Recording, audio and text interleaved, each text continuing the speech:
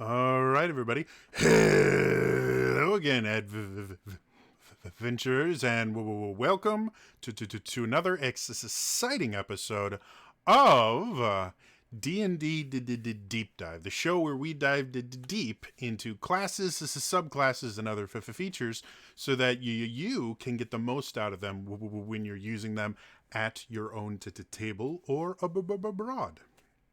So, today, for first things first, you may notice some things seem slightly different.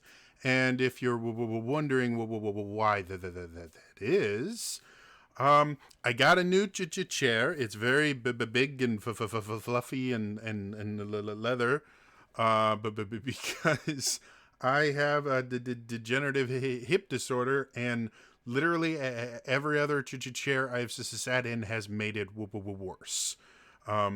So this one is much more expensive than I would have liked, but it's very comfortable and it doesn't hurt my hip after 20 minutes. So I don't know if you guys can hear that, but there is suddenly a train outside my house. We don't even live that close to train tracks. But apparently when I record, they want to come. So this is not only a D&D deep dive. Because of how the chair sits and everything, I have to be a lot further away from my monitors and everything and my webcam. So you may notice that you can actually see my mic. Normally it's just out of frame. But new setup means new things, and because I'm far away, I can't really keep it out of frame. If it gets really distracting, let me know in the comments. But I also just need to see if I can still do this show from here, or if I have to come up with some sort of alternative shooting setup or something like that. So we'll see how it goes. Oh, by the way, if you hear that it's leather, it squeaks and makes sounds and that. So let's all get a little laugh out of the way, and then let's dive into the class I'm going to cover today, which is the Bard.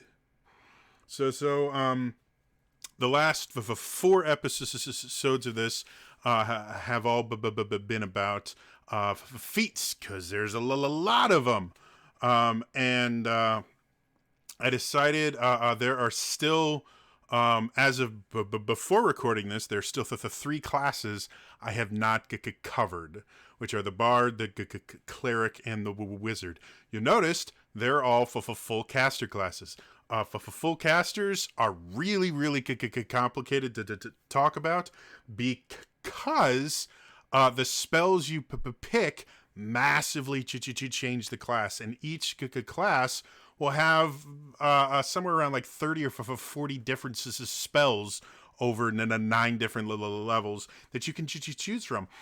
That's a lot to cover. Eventually, I'm going to have to do an entire series on magic, specifically spells in 5th edition, because I'll never be able to do it as part of a class. But yeah, but because of that, full casters get really complicated to cover. And the other two full caster classes, the Wizard and the Cleric, have like a dozen subclasses apiece. Like it's insane, because clerics have their domains, which there are a lot. I think there's like 8 or 9 of them. And then wizards have their schools of magic, which again, I believe there's 8 of those. So it's an incredibly large amount of stuff to fit into a single video. Bard is a little bit nicer, where they only have 2 subclasses, and they're not entirely defined by their spells. Despite the fact that they're a full caster class, the Bard is somewhat unique in the fact that they're a full caster class, but a lot of their spells lend themselves towards support and modifying the abilities of the bard themselves and other people. So their actual subclasses have a fair amount of features themselves.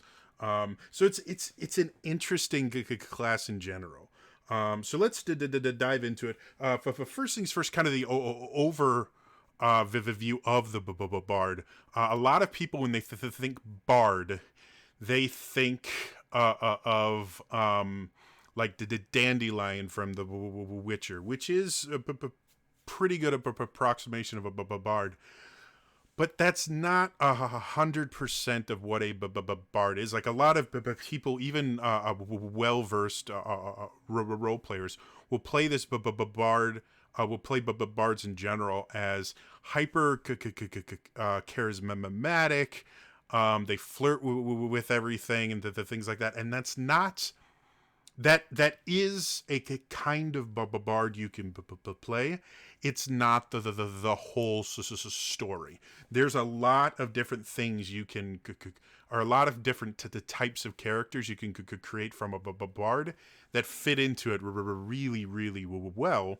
And one of the bard's kind of strength is its customizability, even compared to other classes and feats and things like that already give you a really wide amount of customizability. The bard is unique in the fact that they can hyper customize their character and take little pieces from other classes to give them the exact character that they want to play. So it's a really interesting class. It's a very underutilized class. And I think they're a lot of fun. And they get a lot of flack that they don't deserve. So let's dive right into it. Right at level 1, you get two things. You get spellcasting and Bartok Inspiration. Now, spellcasting's pretty straightforward. It's the exact same as just about every other spellcasting class. But bards are charisma spellcasters, like sorcerers and warlocks. They learn spells and then can cast spells from any spells that they have learned. So very much like a sorcerer in that aspect. They don't prepare spells like a cleric or a druid, and they don't memorize spells like a wizard does. Basically, they always have access to their entire spell list that they have learned, but they don't have all the spells that are available to the bard. You choose spells. You start off with 4 first level spells, and then you learn more spells as you level up. Again, just like any other spellcasting class. Now, one of the unique things about the bard is as you level up, you can choose one of the bard spells you know and replace it with another spell from the bard spell list, which also must be of a level for which you have spell slots. So as you go along, you have the spells you know, but every time you level up, there's a spell that you just never really use, or maybe you got it thinking you could use it one way, and then later on you learned it doesn't work that way. Bards can replace spells, which I believe is unique to them. I'd have to actually look at the other spellcaster classes to be 100% sure on that, but definitely bards can do it. If other classes can, we'll cover that when we cover them. So yeah, again, I mentioned before, bards are highly customizable. Depending on how you want to play your bard, you can get some really unique interactions. And the spells that they have will help you with that. Probably one of the most useful, all bards take this, and I think a lot of bards undervalue it, is just, well, if I have nothing else, I can use this, which is the cantrip of Vicious Mockery. Vicious Mockery is a bard-only cantrip. They're the only class that can learn it. And the basics of it are they make a saving throw. If they fail, they take a d4 of damage, which is not a lot. Like, it is the lowest damaging cantrip in the game. However, when they take the d4 damage, which levels up as you go, it's 2d4 at 5 and the 3d4 at 11. You just like other classes. But when you when they take that damage, their next attack roll is made with disadvantage, which is super useful. And I'm actually going to look at the spell here real quick to make sure I'm getting everything right here. Is it bad that every time I look up a spell, I have to sing the alphabet in my head?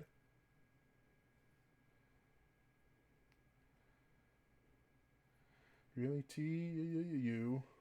There it is. I was just missing it. Yeah, so it's a they make a wisdom save, and then it's a d4 of psychic damage, which is a damage that generally not a lot of creatures have resistance to. And then they have the disadvantage on the next attack roll. Again, I mention this over and over again because it is one of the most useful and the tactical things you can do in combat is looking at the action economy. Whichever side has more actions has an advantage in the fight. Levels are not nearly as important as the action economy. And that's why the things like legendary creatures have legendary actions. They're meant to fight a multi-person party by themselves, so they get extra actions in order to make up for the fact that they only get one action on their turn. So with the Vicious Mockery, you can affect the action economy. Giving them the disadvantage makes them that much more likely to miss their attack, thus wasting that action or that spell. It's any attack roll. So it could be a spell that makes an attack roll. It could be an actual melee or ranged attack. But if you can take that away, you have just given your party an advantage for that round. Now, it only works on one attack, so creatures with multi-attack aren't as crippled by it. But again, even removing just one attack changes the thing. So never underestimate things that allow you to impose disadvantage on an enemy or give advantage to a player. Speaking of that, Bartok Inspiration. Bartok Inspiration is one of the defining features of the Bard. Remember, I keep saying the thing that defines a class in 5th edition should appear in the first 2 levels? Well, but Bartok Inspiration is the defining feature for Bards. What it is the Bard, through music, through singing, through compliments, through however you want to do it, you have the ability to inspire another player. And that inspiration can actually take quite a few different forms, but it's all based on your Bardic Inspiration dice, or die, which starts as a d6 and eventually gets up to a d12. So a really useful thing. Right at level 1, what you can do with it is you use a bonus action to inspire someone within 60 feet of you that you can see and that they can hear you.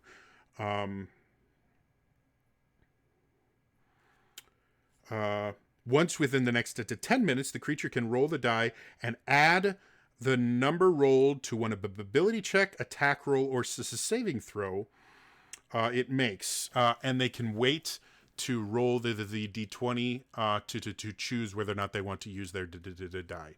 So what does this mean? This changes things drastically for whether or not you hit, whether or not you make your saving throw, whether or not you make your ability check, it can massively just change the game. And at level 1, you have a d6. At level 1, your attack modifier is probably going to be up a +5 if you've built your character kind of standard. With this one inspiration, you can actually more than double their attack roll if they roll a 6 on it. And the die just gets bigger as you go along. So it's a massively useful thing that defines the bard. Now, you have a limited number of these inspiration that you can use at any time.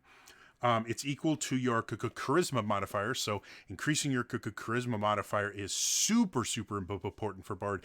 It's even more than other spellcasting classes, because not only does it affect whether your spells hit, whether people can save from your spells, but it affects how often you can inspire people. The only limitation of Bardic Inspiration is you can't inspire yourself. Because that would be a little bit masturbatory. So yeah. And then the die gets bigger. At 5th level, it's a D8. At 10th level, it's a D10. At 15th level, it's a D12. So it's a really useful thing.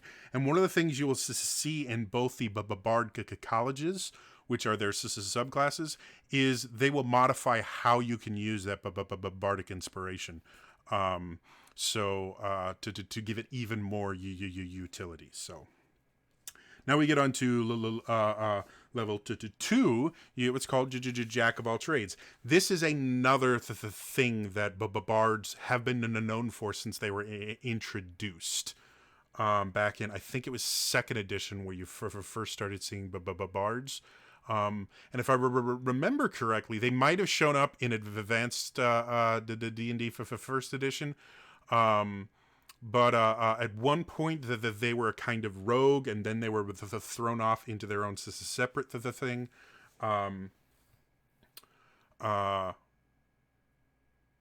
Whatever they were, and now they're kind of their own thing, where they have some rogue features.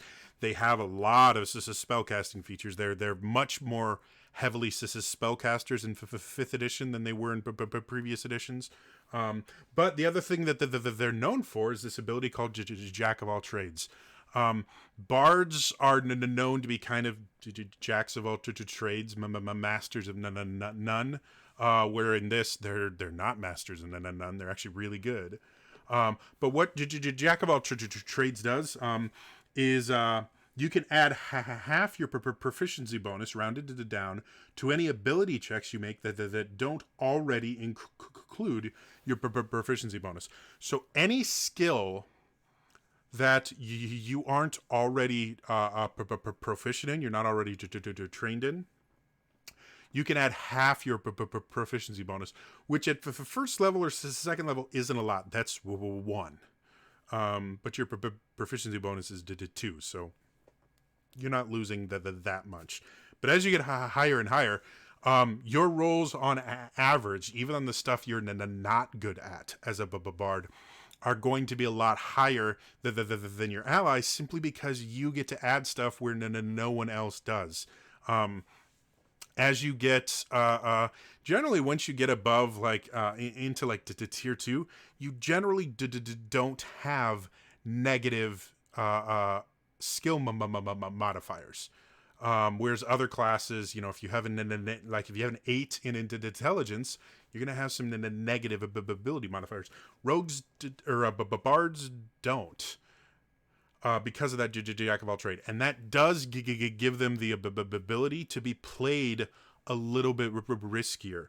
Bards can go out and do things that they're not perfect at. They can take chances that other classes really can't afford to, because they will fail pretty often, where bards a lot of times will succeed at things they really shouldn't. And it makes for a very adventurous character. You really can just jump into the middle of a situation and count on your jack of all trades to just get you through it without too much difficulty.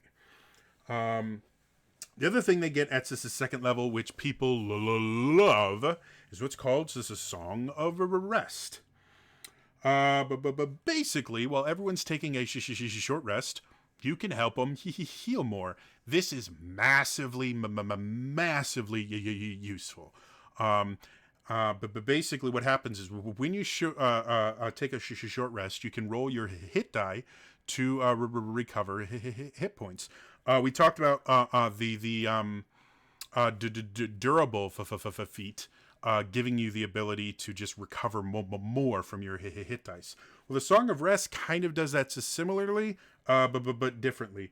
Basically, whenever people sit down and a bard is near, if they recover hit points, they regain an extra d6 of hit points. Now, it's not an extra d6 with every die they roll. It's just an extra d6 for the short rest.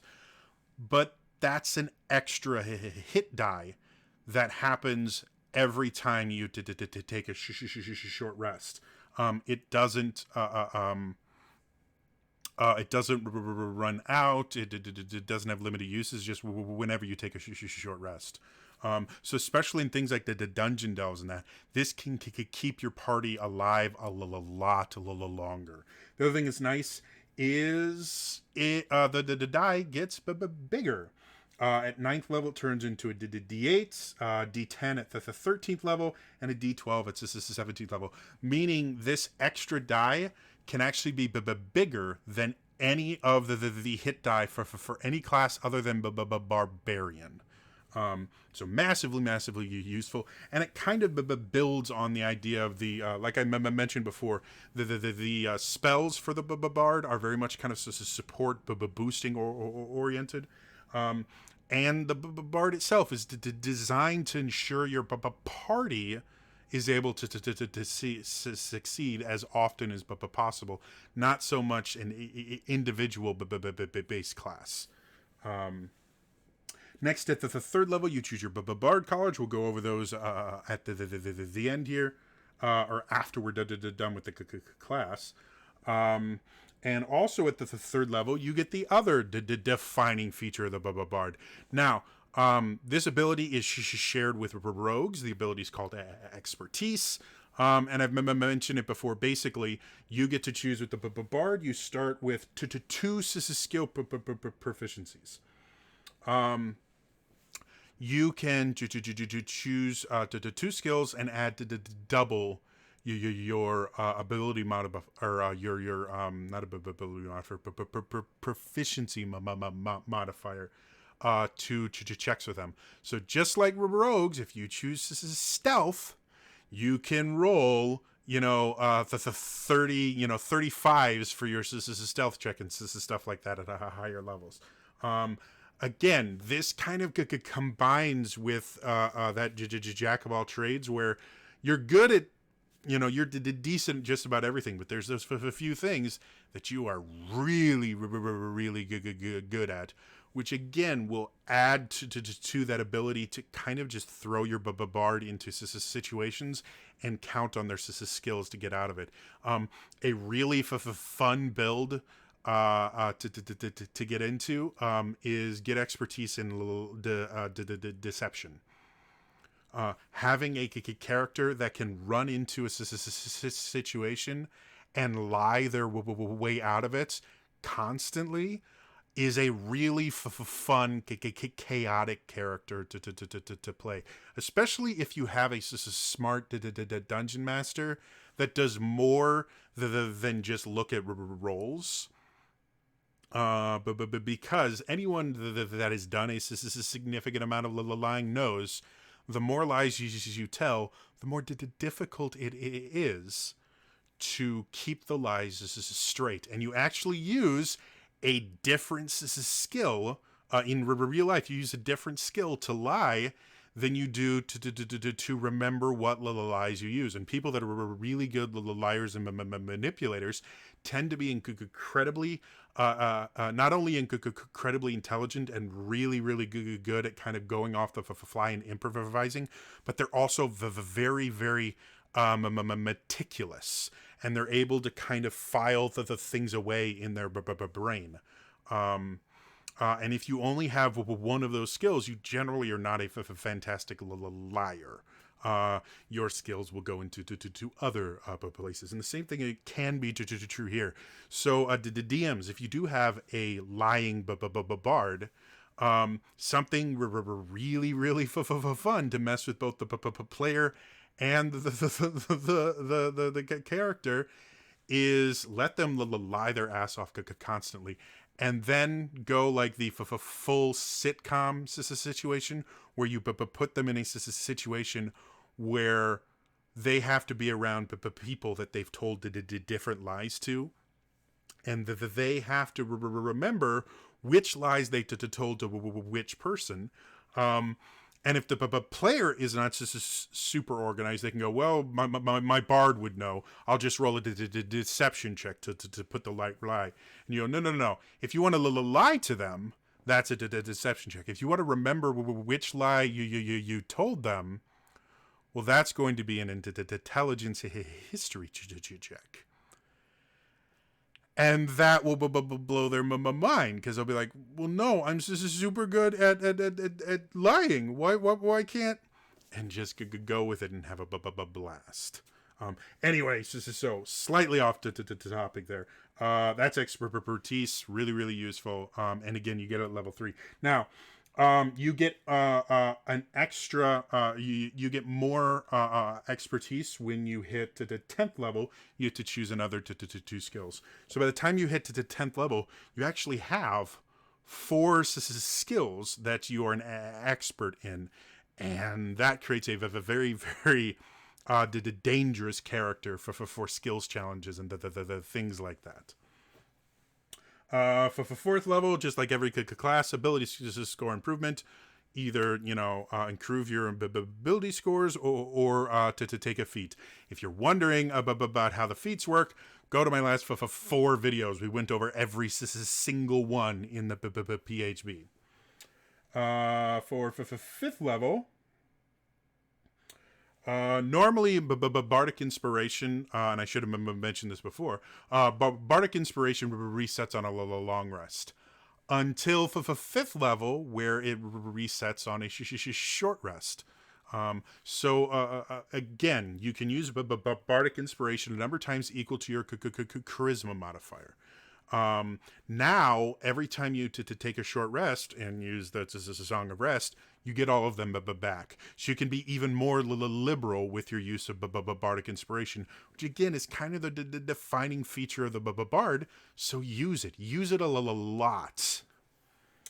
At 6th level, you get an ability that I personally have not seen a bard use. I can see how it can be useful, but translated to actual play, I've just never seen it in use.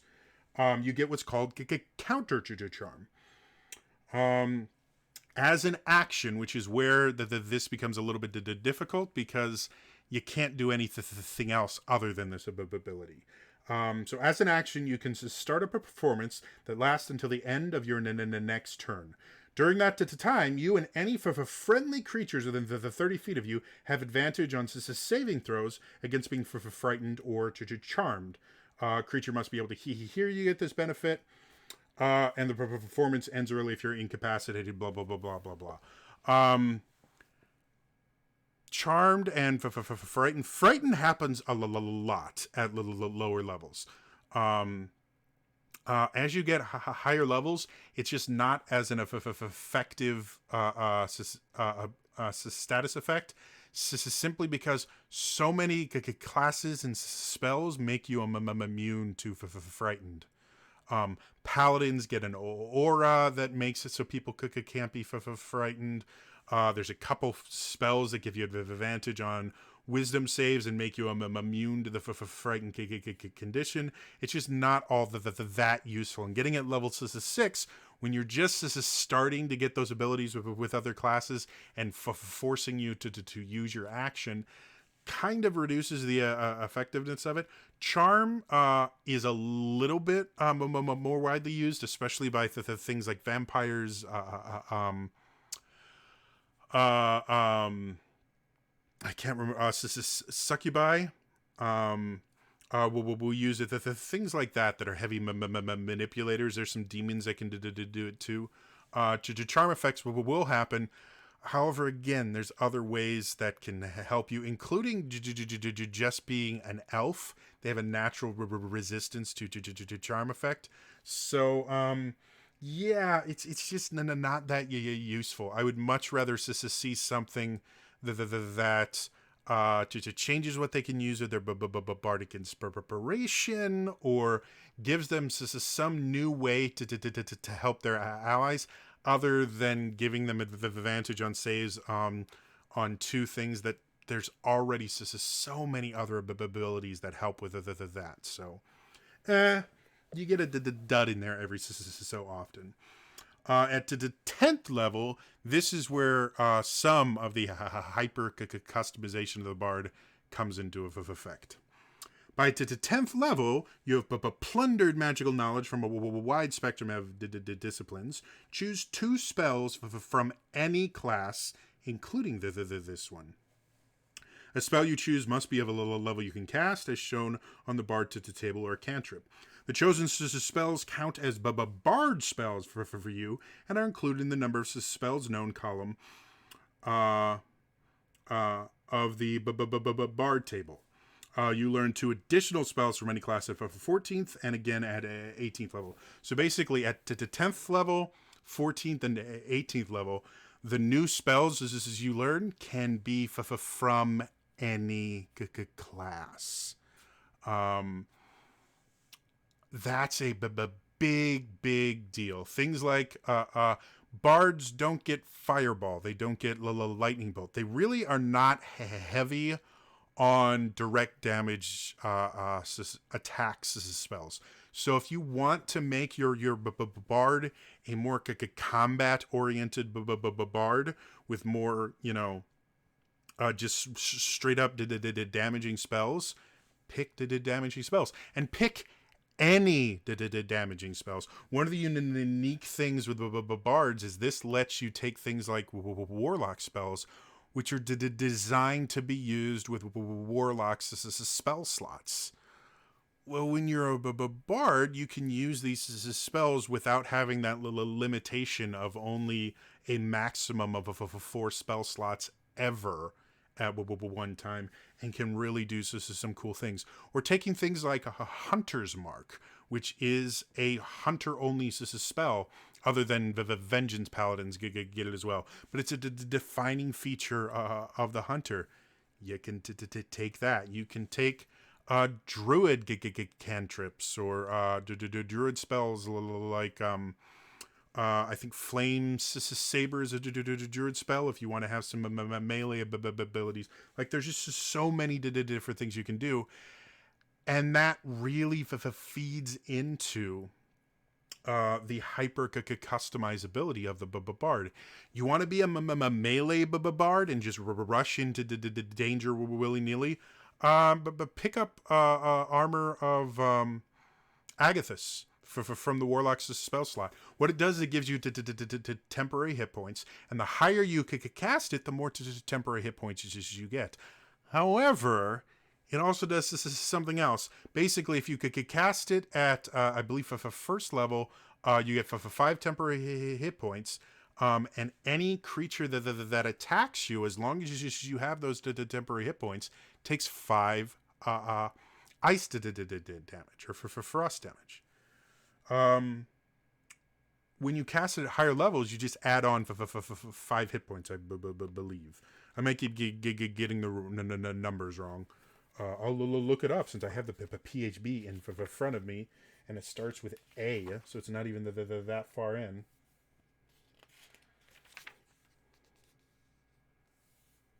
Armor of Abdicus. Yeah, you get 5 temporary hit points, and you take 5 cold damage.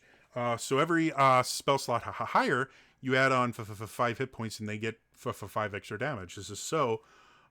Second level, it's 10. Third level, it's 15. Fourth level, it's 20, which may seem minor, but they take that damage every time they hit you, regardless of how many temporary hit points you have left.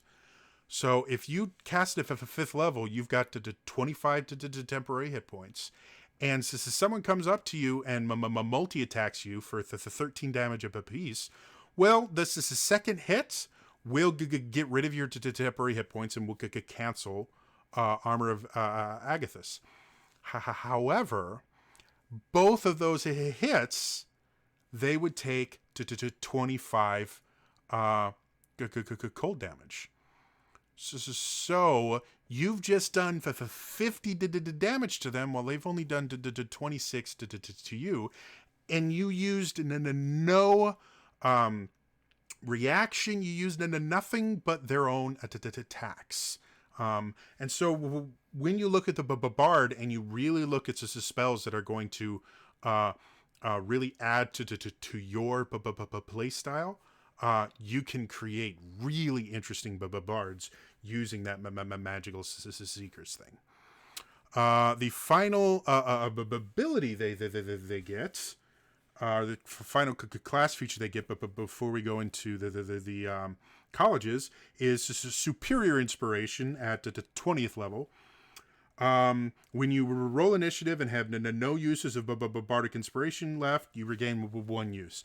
For a 20th level ability, it's okay. I would have liked to see 2 instead of 1, but it really feeds into the idea of the bard just using that inspiration constantly and giving out whenever they can, and just really being that benefit to the entire group.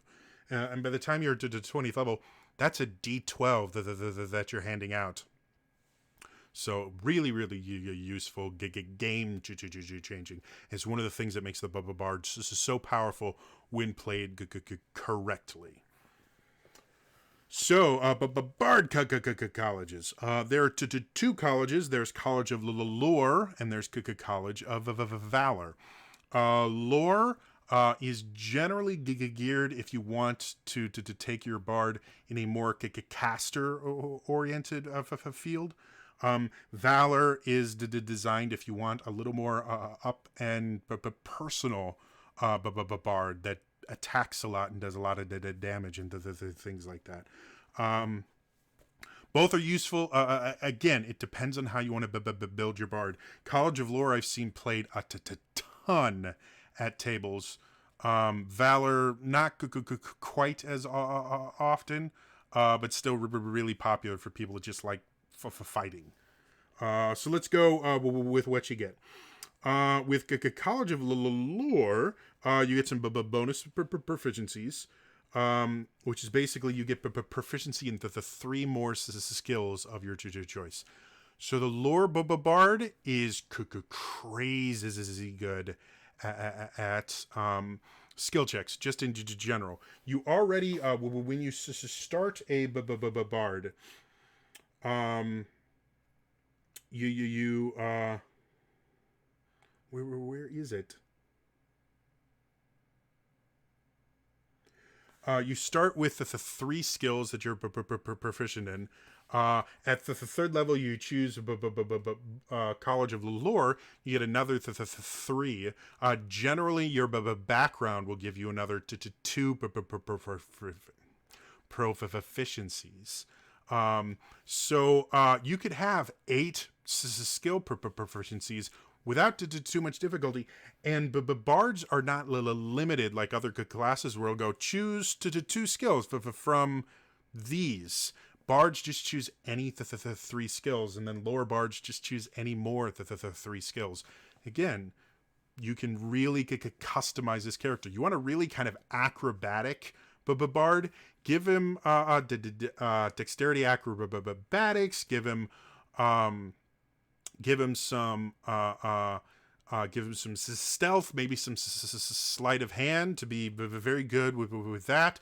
Maybe also give him athletics so he can climb up trees and the things like that. If you want a little bit more cerebral bard, just get training in all the intelligence skills, history, religion, and investigation.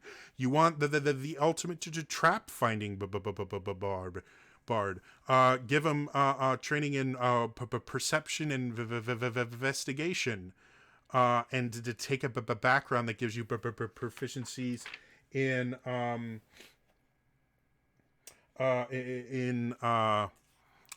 thieves tools, the things like that. Like there's just tons of ways to build a bard, and they're really not limited by anything other than what you like. And lore bards are even more so. Also, at the third level, you get cutting words. Cutting words is a modification to your inspiration ability. With this, when a creature that you can see within 60 feet of you makes an attack roll, an ability check, or a damage roll, you can use your reaction to expend one use of your Bardic Inspiration, rolling a Bardic Inspiration die, and subtracting the number rolled from the creature's roll. The creature's immune if it can't hear you, or if it's immune to being charmed. So there are a few creatures that are immune to charms, but there's not a ton. And this can be crazy useful. Big bad guy, throws a disintegrate at a party, and you're about to watch them go full Thanos snap. Bardic Inspiration, do some cutting words and reduce that attack roll to the point where they don't take full damage. You've got a bad guy that's making a concentration check, which I think is saving throws as well. No, it's just an ability check, so that one wouldn't work. Ignore that. You had a bad guy that's trying to escape a grapple from one of your allies who took the grappler feat in an attempt to be a little more tactical. Make it that much more difficult for them to get out of the grapple, or even the initial check to make the grapple. All of these really effective ways to protect and support your party. And now, as a lore bard, you kind of have both abilities. You can boost your party or hurt the enemy's party. And to do it really effectively. Another thing a lot of people don't think about with cutting words, if a bad guy comes and he rolls like a 28 against armor class, your Bardic Inspiration's not going to do anything to reduce that enough. However, you can use cutting words to reduce the damage. So yeah, you can't stop them from hitting, but you can make them hit a lot less hard. And again, at high levels, a D12 can be a pretty significant reduction of damage, especially if you're going against a creature that is multi-attack. Multi-attack in general, they're not going to do massive damage on each attack. It's the fact that they're doing the 3 or 4 attacks at once that makes them so deadly. So you may not be able to stop them from hitting, but you may be able to reduce the damage very low, or even if they roll up poorly, to nothing. And that might even save like a spellcaster that's concentrating.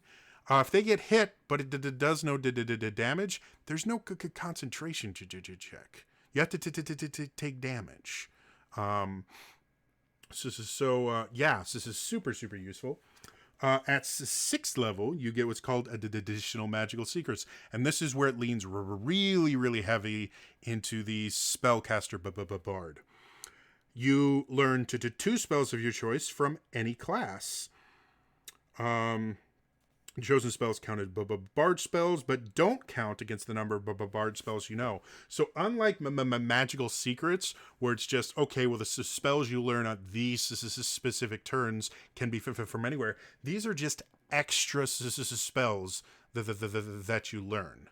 And again, they can be from anywhere. And by the time you're at the 6th level, you generally will have access to 3rd level spells, which are the game changing spells. Probably the most popular spell for a bard to get is counter spell, because bards don't learn that from their spell list. On counter spell is by far one of the most useful spells in 5th edition when you're dealing with other casters. Now, it can very quickly turn into a counterspell contest where I counterspell. Well, I counterspell. Well, then I counterspell. And then this person counterspells. And it turns into Magic the Gathering, where you just keep stacking counterspells to see what actually goes off and what doesn't. But still very, very useful. So, and then for 14th level, you get what's called Peerless Skill. When you make it a ability check, you can expend 1 use of Bartok Inspiration. Roll your Bartok Inspiration die and add the number rolled to your ability check. And you can choose to do so after you make the roll, but before you find out if it worked. So, College of Lore bards can actually inspire themselves. Now, it's only on ability checks, so it's not on attack rolls or anything like that. So it's a little bit more limited than your regular bardic inspiration, but you can actually do it to yourself. So again, those situations where you just need to exceed, bardic inspiration yourself and do it, especially if you do it with like a skill and expertise. Again, you can get crazy high rolls, but because of it, and beat creatures that are built to fight certain things. Like there's certain creatures that just have massively high perception scores to kind of defeat stealth characters. Not with a bard being able to inspire himself. So yeah, kind of cool. Again, the lore bard is a little bit more caster focused and a lot more kind of support focused in general than even just your standard bard. When we go to the College of Valor, things to tip a little bit. First thing is bonus proficiencies. You gain proficiency with medium armor, shields, and martial weapons. College of Valor bards are really, really effective fighters when you play them correctly. And again, when you get to its 10th level, if you choose Hunter's Mark, you can start going to toe-to-toe with Rangers as far as the amount of damage that you can put out on a fairly regular basis. And because Rangers are half casters, their spells only go up to level 5. So things like, I think it's called Quick Quiver, you can actually get a lot faster than a Ranger can. And combine that with like a hand crossbow or something, you become a really, really deadly little shooting bard. The other thing you get is what's called combat inspiration, which is massively useful. A creature that has a bardic inspiration die from you can roll that die and add the number rolled to a weapon damage roll it just made. Alternatively, when an attack roll is made against the creature, it can use its reaction to roll a bardic inspiration die and add the number rolled to its AC against that attack after seeing the roll, but before knowing if it succeeds. This is pretty big because it gives other players a more useful for the things they can do with your inspiration to die. Now, not only can it be used to make sure that they hit, it can also be used defensively. You've got a guy up in the front that's just taking damage after damage after damage. Give him a bardic inspiration die, and he can use that to increase his AC against an attack. Or when you crit, you double all the dice you roll. With a bardic inspiration, just like a paladin's smite, that would mean instead of rolling just one die, you roll two die. So this can be a really effective way, basically, to get a bardic smite. Obviously, not as powerful as a paladin smite because they get lots of dice, but yeah, this is a really effective way to add damage when you need that extra damage. Really, really effective if you're going up against casters and you want to get them to stop concentrating. The more damage you can do in a single hit, the harder it is for them to make their concentration check. So adding on an extra D8 or D10 or to 12 to the damage makes it that much harder. For every 2 damage it goes up, their DC increases by 1. So D12 can increase the DC that they have to make by 6 maximum, which is a big number. Yeah, and that's all at level 3. At level 6, you get extra attack. Every other class gets it at 5, but because this is built into there's a subclass, they have to wait an extra little level. It's not that big a deal. And again, once you get an extra attack and you have proficiency with martial weapons and can use medium armor and shields and the things like that, you can get really, really good if you build the class the right way and choose the right spells for your 10th level spells. And then at 14th level, you get battle magic. When you use your action to cast a bard spell, you can make one weapon attack as a bonus action. So this becomes a pretty big deal. Bards in general do not have a ton of use for their bonus action. They use their inspiration for their bonus action, and then there's just certain spells you can use as a bonus action. However, other than that, and if you're a Valor Bard, you might try to do dual wielding. If you want to go that route, there's not a ton of things you can use your bonus action for. And especially if you're doing something like dual wielding, if you use your action to cast a spell, you can't do a dual wielding attack anyway, because you have to use the attack action. This gives you the ability to just get extra damage in there. And again, if you have Hunter's Mark or Hex on there, can give you additional damage on to top of that. And again, it can be a melee if you want to go in and do something like making an attack with Shadow Blade, which is actually a Sword Coast Adventures Guide spell, I believe. But it gives you a blade of shadows that you can go and cut up. Well, because that's your action to cast it, you make an attack when you do that, and then with this, you get to make another attack with it and do some serious damage. And then going forward, you can cast more spells, or you can just keep attacking with it. Like, there's a lot you can do with it to make a really good cool character. And that's it.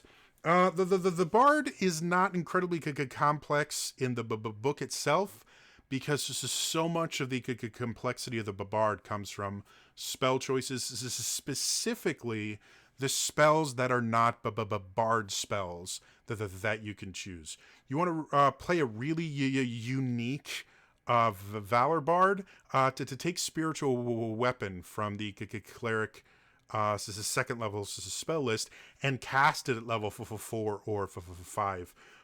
You can use something like a rapier with a shield to have high AC. You can make your 2 attacks with your rapier, and then come in with your spiritual weapon as your bonus action.